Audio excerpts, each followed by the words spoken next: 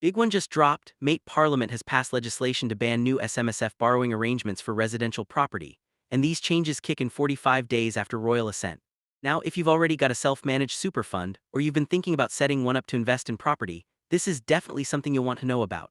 The interesting part is there's actually a small window where the old rules still apply. So depending on what happens over the next few weeks, you could either keep that borrowing option available to you or lose it altogether. Same super balance, same investment strategy, same goals, the only thing that changes is the timing. And honestly, that's pretty much how super works in Australia these days. The biggest changes don't arrive with a big countdown clock or flashing warning signs. They get announced, everyone talks about them for a day or two, then the news moves on. 6 months later, people are sitting there thinking, hang on, when did that happen? So in this video, I'm going to walk you through exactly what's changing. We'll break down the new SMSF borrowing ban, who it actually affects, who doesn't need to worry about it, and then we'll look at another change that's a lot quieter but actually impacts pretty much every working Australian, how often your super gets paid into your account. By the end of this, you'll know whether any of these changes affect you, and if they do, what the actual deadlines look like. And just before we jump in, quick reminder, I'm not a financial advisor, and I'm definitely not here to rush anyone into making a decision. If these changes apply to your situation, think of this as the start of the conversation, not the end of it. Alright, let's get into it. Let's start with the SMSF change because that's the one moving pretty quickly. For almost 20 years now, since 2007, SMSFs have been allowed to use something called a Limited Recourse Borrowing Arrangement, or LRBA. Sounds complicated, but it's actually pretty simple.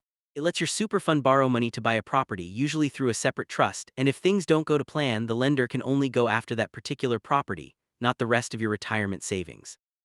That's why it's been such a popular strategy for people wanting to combine property investing with the tax benefits that come with super. Well, that option is now closing for new residential property purchases.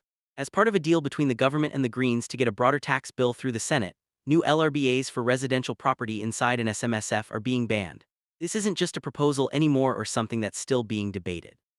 The legislation has passed both houses of Parliament and is now heading for Royal Assent, which is basically the final step before it officially becomes law. Now, here's the part that really matters, it's all about timing. The ban doesn't start the day the bill passes. It starts 45 days after Royal Assent, which means the cutoff is likely to land somewhere around mid to late August.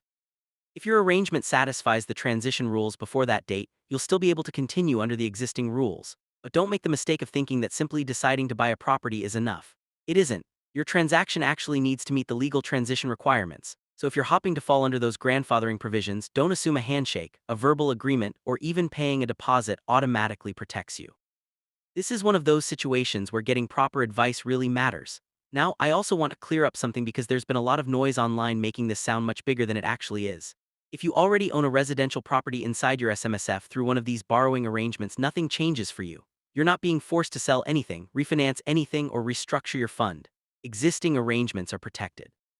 Borrowing also remains available for property that qualifies as business real property under the super rules. So depending on how they're used, offices, warehouses, and other commercial premises may still qualify. And the tax treatment of super itself hasn't changed either. Earnings are still generally taxed at 15% in accumulation phase and 0% in pension phase. So what's actually changing? It's really just one specific strategy, using borrowed money inside an SMSF to buy a new residential investment property. That's the door that's closing. The government's argument is that this helps keep leveraged property speculation out of the retirement system and brings super back to its original purpose. Whether you agree with that or not is another conversation, but that's the reasoning behind the change. So if you've genuinely been planning to buy residential property through your SMSF using borrowed money, the question right now isn't necessarily whether you should do it. That's a much bigger discussion with your financial advisor. The immediate question is whether you've still got enough time to meet the transition rules before the window closes. If you do, your existing plan may still go ahead. If you don't, then you might be looking at buying outright with cash inside the fund, considering business real property instead, or simply rethinking whether an SMSF is still the right structure for what you're trying to achieve. Alright, let's move on to the second change because this one is much quieter, but it actually affects pretty much every working Australian, whether you've got an SMSF or not. Here's something a lot of people don't realize. Up until now, employers have generally been allowed to pay super contributions quarterly. That means your super could actually sit with your employer for weeks, sometimes even months before it finally lands in your super fund. From 1 July 2026, that's changing. Employers will generally have to pay your super at the same time they pay your wages, with contributions generally needing to reach your super fund within 7 business days of payday, except in a few limited situations. Now you might be wondering why that even matters. Well, it's actually pretty important. Money sitting inside your super fund is invested and has the chance to grow through compounding. Money sitting in an employer's payroll system isn't doing anything for you. Sure, we're only talking about a few weeks each pay cycle, but stretch that across every payday over the next 20 or 30 years, and it can make a surprisingly meaningful difference by the time you retire. There's another benefit too. If your super is supposed to arrive within days instead of months, it's much easier to spot if something's gone wrong. In the past, plenty of people didn't realize their employer hadn't paid their super until well over a year later, when fixing it had already become a massive headache. Under the new system, you'll be able to notice much sooner if something doesn't look right. If you're an employee, there's honestly not much you need to do because all of this happens in the background. But if you're a business owner, employ staff, or pay yourself through your own company, this is something you'll want to prepare for because the old habit of sorting super out every quarter simply won't work anymore. And I think that's really the biggest takeaway from all of this. Super isn't one of those things you can completely ignore for 30 years and expect everything to stay exactly the same.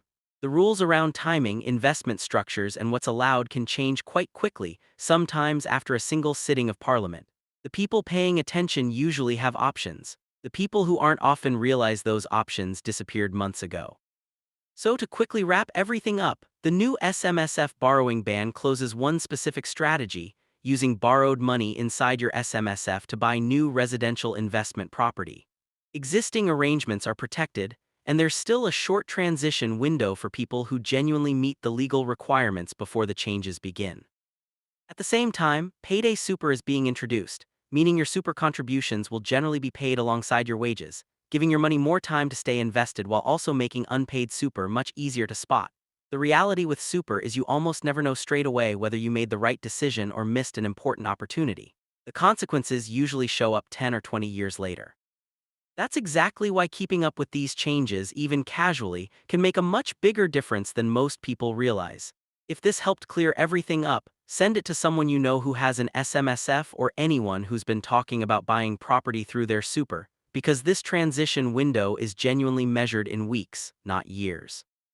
And I'm curious, do you think banning borrowed residential property inside SMSFs is the right move for Australia's retirement system, or do you think it's going too far? Let me know your thoughts down in the comments.